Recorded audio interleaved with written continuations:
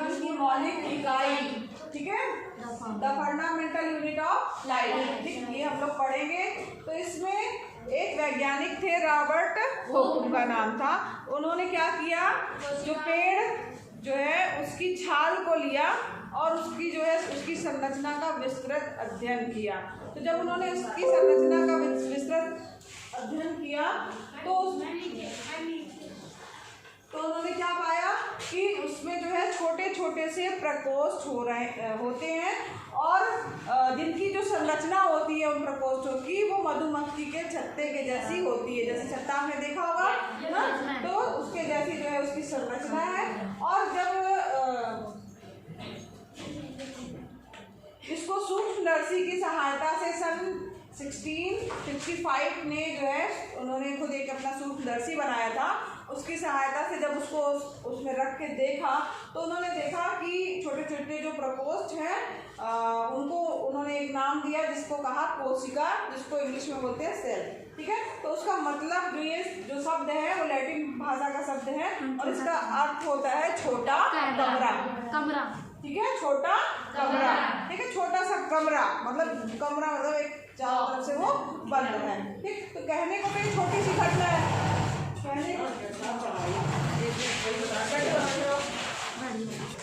तो यहाँ पर जब उन्होंने एक स्वयं सूक्ष्मदर्शी बनाया था, स्वनिर्मित सूक्ष्मदर्शी था, उसमें जब उन्होंने उस छाल को रख करके देखा तो उसमें उन्होंने देखा कि जो उसकी संरचना है वो मधुमक्खी के छत्ते के जैसी है और उसका नाम दिया उन्होंने क्या, कोशिका या सेल दिया, जिसको छोटा कमरा कहा गया। तो ये घटना वैसे वास्तव में छोटी सी, कोई आपको लग रहा होगा इसमें क्या खास बात है, कोई खास बात नहीं है, लेकिन एक छोटी घटना है, अर्थहीन आपको लग रही होगी, लेकिन जो साइंस है उसके इतिहास में ये बहुत ही महत्वपूर्ण घटना थी। क्यों थी? क्योंकि इस घटना में जो है वो जीव विज्ञान के कोशिका शब्द का जो है वो खोज हुई थी, कोशिका की बात हुई थी। और हुक जो थे उन्होंने ही देखा था कि सजीव में जो है वो अलग अलग जो है वो क्या होते हैं, एकक होते हैं, प्रकोष्ठ होते हैं, ठीक है, जिनको छोटा कमरा या कोशिका कहा जाता है या सेल कहा जाता है। तो यहाँ पर अब इसके बाद है सजीव किससे बने होते हैं। तो इसके लिए जो उन्होंने संरचना देखी थी वो कुछ लगभग इसी टाइप की थी, प्रकोष्ठ जो है ऐसे बने हुए थे, ढेर सारे जो संरचना को सूक्ष्मदर्शी की सहायता से देखा गया।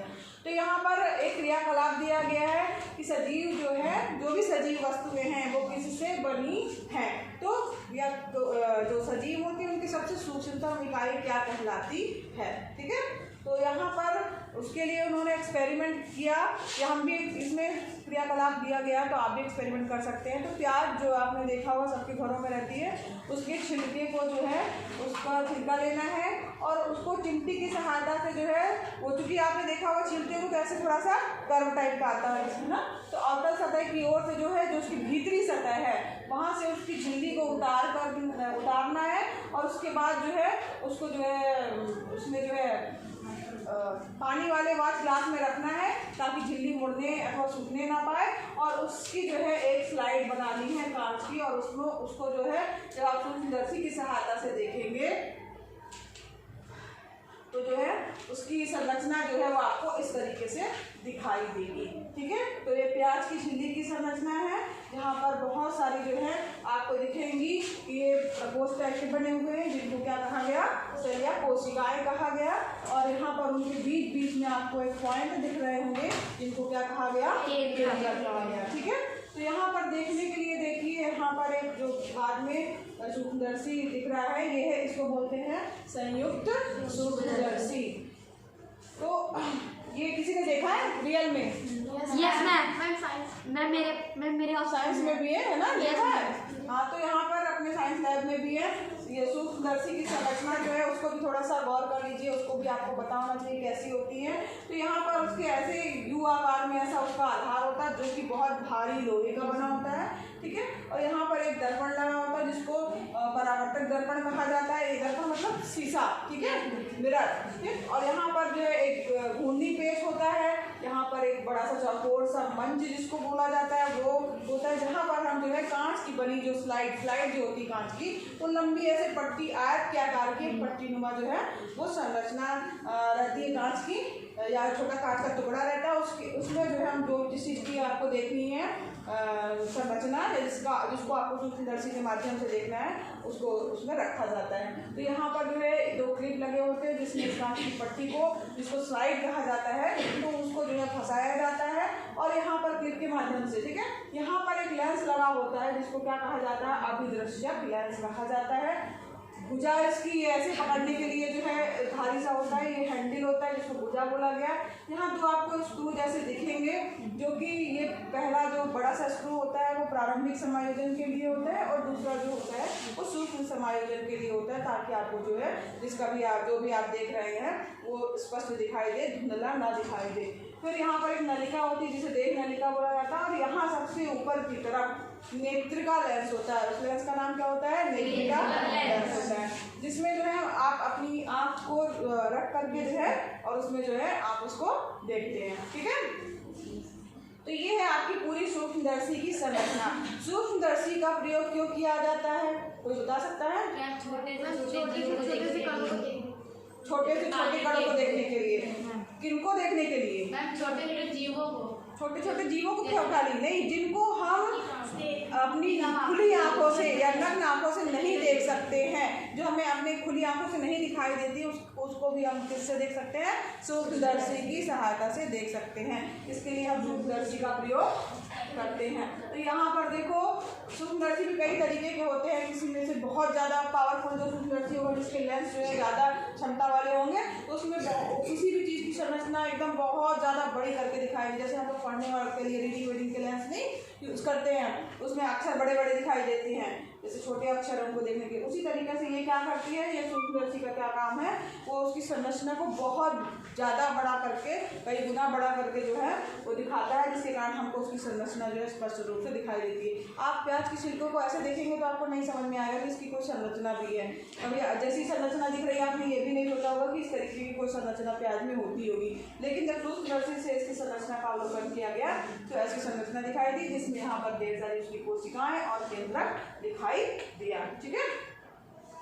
इस प्रकार से जो है हम अलग अलग जो है वो प्याज के छिलके, मोटी प्याज, पतली प्याज, ये सब जो है लेकर के उसकी छिलके को लेकर के हम उसकी जो है अलग अलग स्लाइड जो है वो बना सकते हैं और उसकी संरचना का अध्ययन कर सकते हैं। तो ये संरचनाएं क्या है, तो ये सभी संरचनाएं बच्चों एक जैसी ही दिखाई देती हैं, और ये सभी जो संरचनाएं हैं वो मिल करके जो है वो एक बड़ी संरचना बनाती है, जिन्हें क्या कहा जाता है, सल्कबंध कहा जाता है, ठीक है। वो जो प्याज का आपने देखा होगा ना, उसको क्या कहते हैं, सल्कबंध कहते हैं। तो यहाँ पर जो है जब हमने सूक्ष्मदर्शी के द्वारा देखा तो हमें एक जैसी क्या दिखाई दी, संरचनाएं दिखाई दी। तो प्याज की जो झिल्ली की कोशिकाएं जो थी वो सारी आपने देखी, जब आप देखेंगे तो लगभग एक जैसी ही दिखाई देंगी, और इससे कोई मतलब नहीं है कि आपने प्याज का जो छिलका लिया है या छोटी प्याज का छिलका लिया है या बड़ी प्याज का छिलका, सभी की संरचना जो है वो एक जैसी ही दिखाई देगी, ठीक है। तो ये छोटी संरचनाएं जो है वो सल्कबंध जो है वो प्याज की क्या है, मूलभूत इकाई है, यानी जिनसे ये प्याज जो है आपकी बनी हुई है, और इनको क्या कहा जाता है, इन संरचनाओं को कोशिका कहा जाता है, ठीक है। अब यहाँ पर तो ये हमने बात की केवल प्याज की, इसके अलावा जितने भी जीव जंतु, सजीव की बात हो रही ना, सजीव में तो पेड़ पौधे भी आते हैं आपके, और मनुष्य भी आता है, जीव जंतु भी आते हैं। तो यहाँ पर जो भी है ना, उन सबको भी जो हम देखते हैं वो सभी जीव जंतु, जितने भी सजीव हैं वस्तुएं हैं, वो कोशिकाओं से मिलकर के बनी हैं, सभी जो है वो कोशिकाओं से मिलकर के बनी हुई हैं। और यहाँ पर कोशिकाएं एक भी हो सकती हैं और कई भी हो सकती है ना। तो जो एक कोशिका से मिलकर के बना हुआ है, ऐसे जीवों को एक कोशीय जीव कहा जाता है, और जो कई कोशिकाओं से मिलकर के बने होते हैं उन्हें बहुकोशीय जीव कहा जाता है। तो यहाँ पर जब आवर्धक लेंस, आवर्धक का मतलब होता है, क्या मतलब होता है आवर्धक का, कोई बताए? आवर्धक, किसी भी चीज का आवर्धन मतलब होता है बढ़ाना, ठीक है। तो जो आवर्धक लेंस से हम उसकी जो है आकृति को बढ़ा लेते हैं, तो उसकी खोज के बाद सूक्ष्मदर्शी का जो है आविष्कार हो सका, जिसमें हम छोटे से लेंस से जो उस चीज को बहुत बड़े आकार में कर सकते हैं, और उसके द्वारा जो है उसका प्रयोग करके हमने सूक्ष्मदर्शी का निर्माण किया। तो इससे पता चला कि कोशिका स्वयं में ही एक संपूर्ण जीव एकमात्र कोशिका जो है स्वयं में ही, मतलब एकमात्र कोशिका मतलब केवल एक कोशिका की हम अगर बात करें तो वो अपने आप में ही एक संपूर्ण जीव है। अब एक कोशीय जीव की अगर हम बात करें तो उसमें आता है आपका अमीबा, क्लैमिडोमोनास, पैरामीशियम, बैक्टीरिया, ये सब जो है क्या है, एक कोशीय जीव है।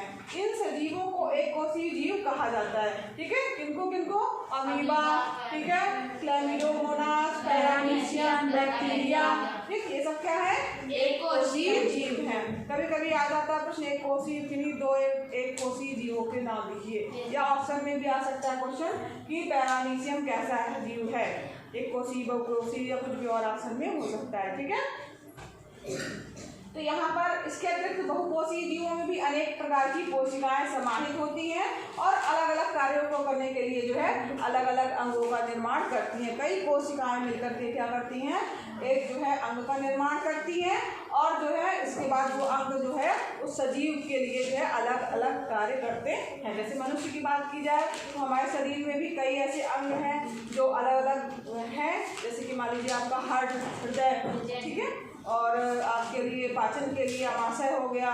ऐसे अलग अलग अंग हैं जो कि अलग अलग कोशिकाओं से बने हैं और जो है वो हमारे शरीर के लिए जो है अलग अलग कार्यों को करते हैं। तो यहाँ पर देखिए कुछ उदाहरण दिए गए हैं, जैसे कवक है, पादप है, जंतु है, तो इनकी जो कोशिकाएं जो है वो ये सब क्या है, बहुकोशीय जीव हैं। ठीक है, तो यहाँ पर प्रत्येक बहुकोशीय जीव एक कोशिका से ही विकसित हुआ है। जो भी बहुकोशीय जीव है उसमें बहुत सारी कोशिकाएं हैं, तो वो कैसे बना है, जो कोशिकाएं हैं उसकी वो आपस में डिवाइड होकर के या विभाजित होकर के जो है अपनी ही जैसी कोशिकाओं को बनाती हैं और इस प्रकार जो है सभी कोशिकाएं जो हैं वो अपनी पूर्ववर्ती कोशिकाओं से ही उत्पन्न होती हैं, यानी डिवाइड हो जाती हैं। एक मान लीजिए कोशिका है तो वो उससे 2 बन गई, 2 से 4 बनी, 6 बनी, फिर 8, ऐसे मतलब मल्टीप्लाई होती जाएंगी। और जो ये कोशिकाएं बन रही हैं वो जस्ट अपने पहले जैसे अगर मनुष्य जो है वो, तो यहाँ पर जो भी कोशिकाएं होंगी, जैसे मान लीजिए कोई मनुष्य है तो ये होता है कि जो भी मनुष्य है या कोई जानवर है वो अगर मान लीजिए किसी कुत्ते का बच्चा है तो वो एकदम कुत्ते के जैसा ही दिखाई देगा ना, वैसे ही रहेगा, ऐसा नहीं कि वो बिल्ली के जैसा दिखने लगेगा, ऐसा नहीं होता ना। तो वैसे ही जो है वो सभी जो जिस शरीर की कोशिकाएं हैं वो अपनी पूर्ववर्ती कोशिकाओं से उत्पन्न होती है, उन्हीं के जैसी ही दिखाई देती है। ठीक है, ये हो गया। अब इसके बाद देखिए यहाँ पर इसके बारे में बताया गया है। कोशिका का पता जो है सबसे पहले रॉबर्ट हुक ने लगाया था। कब लगाया था ये क्वेश्चन भी थोड़ा सा आ सकता ऑब्जेक्टिव टाइप में, तो 60 और 65 में जो है सबसे पहले कोशिका का पता जो है रॉबर्ट हुक ने बताया था। तो यहाँ पर कार्क के माध्यम से सबसे पहला जब उन्होंने प्रयोग किया था वो कार्क में किया था। और कार्क क्या होता है, लकड़ी का टुकड़ा, लकड़ी का टुकड़ा, लकड़ी का टुकड़ा नहीं, वो जो समझ लो छाल है एक तरह से कहा जाए, हाँ, किसी भी पेड़ का बाहरी जो है वो छाल कहलाएगी, वो था, उससे पता लगाया था।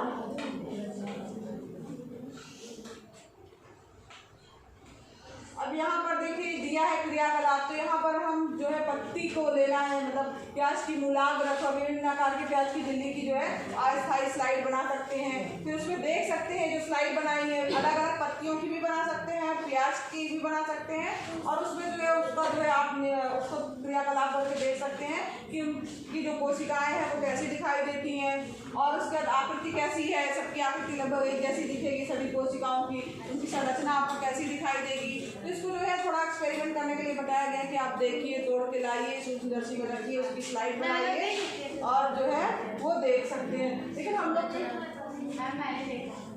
देखा है प्याज को भी, बाल को, हाँ प्याज को देखा, और क्या देखा, बाल को देखा है, बाल को देखा है, नाखून को भी देखा।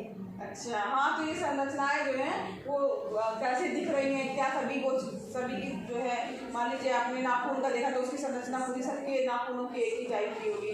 इसी तरीके से उन सभी कोशिकाओं में जो है वो समानता कुछ न कुछ दिखाई देगी। तो यहाँ पर देखिए कुछ जीवों में विभिन्न प्रकार की कोशिकाएं भी हो सकती हैं। यहाँ देखिए रुधिर की कोशिकाएं हैं, तंत्रिका की कोशिकाएं, यहाँ देखिए चित्र पूरा नहीं बना, तंत्रिका तंत्र का जो है चित्र आपके रूप में है, तो वो सही तरीका लंबा सा ऐसी संरचना है उसकी, अलग अलग बीच में बने और बीच में गोला हुआ केंद्र वगैरह रहता है, इसमें पूरा चित्र नहीं बना है। बात मत करिए, 1 मिनट बात मत करिए। अब यहाँ पर देखिए चिकनी पेशी कोशिका जो है वो कैसी होती है, अंडाणु का चित्र कैसा होता है, अस्थि कोशिकाएं कैसी वसा की कोशिकाएं कैसी होती हैं, शुक्राणु कैसा जो है दिखाई देता है। फिर उसकी विस्तृत जो है संरचना जो है वो और जो है आप आगे जो है वो पढ़ेंगे, लेकिन ये केवल बताया गया है कि मानव शरीर की जो कोशिकाएं हैं वो कैसी जो है दिखाई देती हैं। तो ये सभी मानव शरीर की विभिन्न कोशिकाएं हैं। अब यहाँ देखिए कोशिकाओं की आकृति तथा आकार जो है उनके विशिष्ट कार्यों के अनुरूप होते हैं। कोशिकाएं जो रहती है तो यहाँ पर देखो कोशिकाओं की आकृति और उनके आकार जो है उनके विशिष्ट कार्यों के अनुरूप होते हैं। उसी तरीके से अलग अलग काम के लिए अलग अलग कोशिकाएं होती हैं। कुछ कोशिकाएं जो है जनरली कोशिकाओं का आकार बदलता नहीं है, वैसा ही रहता है, लेकिन कुछ कोशिकाएं ऐसी होती हैं जो अपना आकार भी बदल लेती हैं। जैसे अगर हम बात करें अमीबा की, जो कि क्या है, एक कोशीय जीव। अक्सर पूछा जाता है अमीबा जो है वो कैसा जीव है, तो एक कोशीय जीव है। इसको याद रखिएगा हमेशा, क्योंकि अक्सर आता है, बार बार रिपीट होता है, अमीबा कैसा जीव है, एक कोशीय जीव है। तो कुछ जीवों में कोशिका ये, लेकिन जो एक कोशीय जीव है तो इसकी आकृति जो है वो निश्चित नहीं होती है, हमेशा बदलती रहती है। तो जब भी आप इसकी संरचना बनाएंगे तो कुछ भी बना सकते हो, क्योंकि इसका आकार निश्चित नहीं होता है, बाकी और सभी का निश्चित होता है। ठीक है, तो यहाँ पर देखिए कुछ जीवों में कोशिका का आकार लगभग स्थिर रहता है और प्रत्येक प्रकार की कोशिका के लिए जो है विशिष्ट होता है। जैसे तंत्रिका कोशिका जो है, जो तंत्रिका कोशिका जैसा जो है संरचना है वैसी ही रहेगी। अब यहाँ पर जो जीवित कोशिका होती है उसमें कुछ मूलभूत कार्य करने की क्षमता होती है, सभी सजीवों का गुण जो है जो कि है। और एक जीवित कोशिका ये मूलभूत कार्य कैसे करती है, जैसे कि बहुकोशीय जीवों में श्रम विभाजन होता है। मतलब कि कौन ही श्रम विभाजन मतलब कि जैसे बांट दिया जाए कि तुम्हारा ये काम है, तुम्हारा ये काम है, तुम्हारा ये काम है ना। तो उसी तरीके से मनुष्यों में भी जो है शरीर के विभिन्न अंग जो होते हैं वो अलग अलग कार्य करते हैं। जैसे अगर मान लीजिए हम हार्ट की बात कर रहे हैं, अपने हृदय की बात कर रहे हैं, तो वो जो है हृदय क्या करता है, जो आपके शरीर में जो ब्लड है, ठीक है, खून है, उसको पंप करता है ना, साफ करने का काम करता है। और अगर हम बात करें अमाशय की, तो भोजन के पाचन में सहायता करता है, और ये कार्य जो है अमाशय का है। इस प्रकार से जो है एक कोशीय, जो पर्टिकुलर एक कोशीय जीव है उसमें भी श्रम का विभाजन होता है। तो वास्तव में प्रत्येक कोशिका में कुछ विशिष्ट घटक होते हैं जिन्हें क्या कहा जाता है, कोशिकांग। ध्यान देना, उसमें क्या कहा जाता है, कोशिकांग। प्रत्येक कोशिकांग एक विशिष्ट कार्य करता है। जैसे मान लीजिए अब एक कोशीय जीव है, एक ही उसकी कोशिका है, तो उसमें क्या होंगे, कोशिकांग होंगे, और प्रत्येक कोशिकांग एक विशिष्ट कार्य करेगा। जैसे कोशिका में नए पदार्थ का निर्माण करना, अपशिष्ट पदार्थों का निष्कासन करना, तो उसमें कोई चीज़ नया बनेगा ना उसमें, और उसके अलावा अब जो वेस्ट है उसको भी निकालने का काम होगा, तो उसके लिए क्या होते हैं, कोशिकांग होते हैं। तो इन कोशिकांग के कारण ही जो है एक कोशिका जीवित रह सकती है। भाई उसके काम भी तो चलने चाहिए।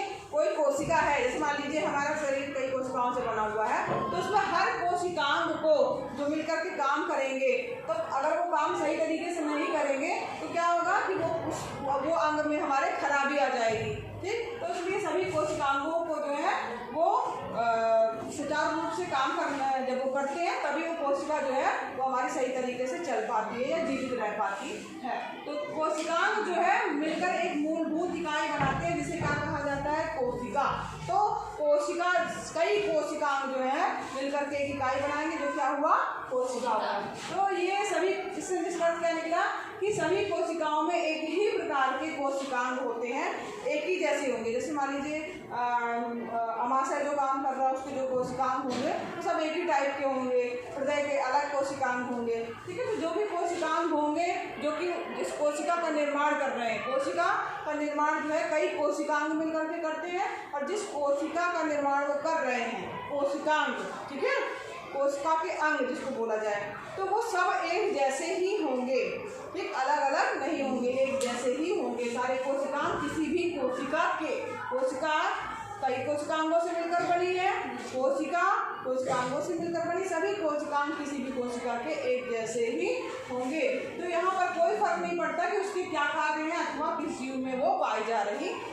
ठीक, यहाँ तक बस हो गया। क्वेश्चन आंसर जो है यहाँ पर जो दिए हुए हैं, इसके आगे बच्चों कल पढ़ेंगे। ठीक।